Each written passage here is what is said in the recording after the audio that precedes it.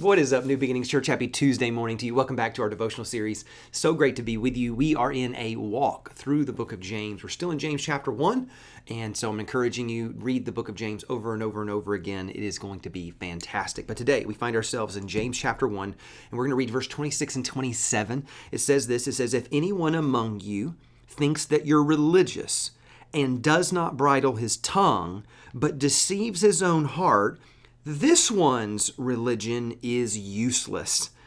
Pure and undefiled religion before God and the Father is this, to visit orphans and widows in their trouble and to keep oneself unspotted from the world." So go back and remember, this is not really a letter. A lot of times Paul was writing a letter to a church to address specific needs and concerns that they had. Sometimes Paul was writing a letter to a church in response to a letter that he had gotten from them. They had sent him a bunch of questions. Now he's going back and answering it.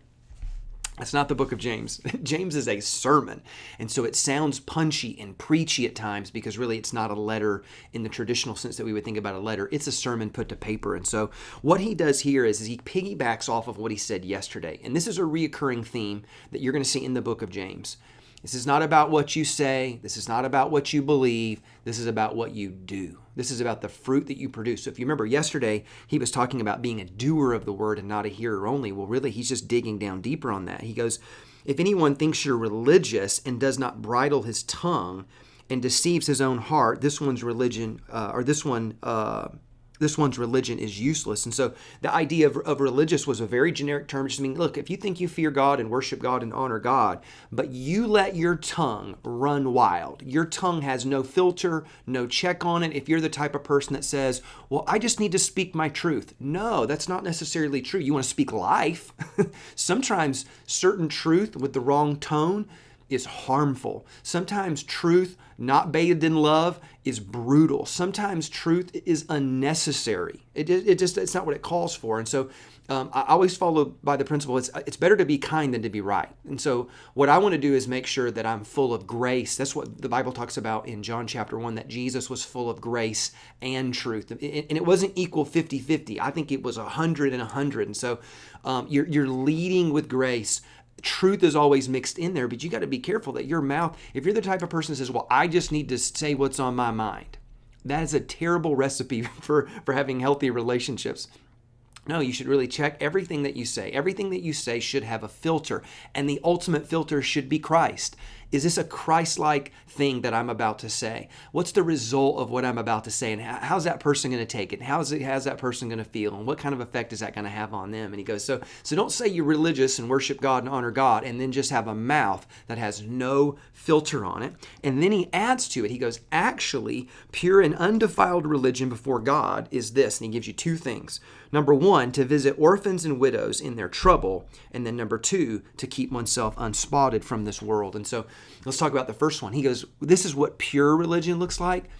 Go love someone and go serve someone and go bless someone that can't pay you back. That's pure.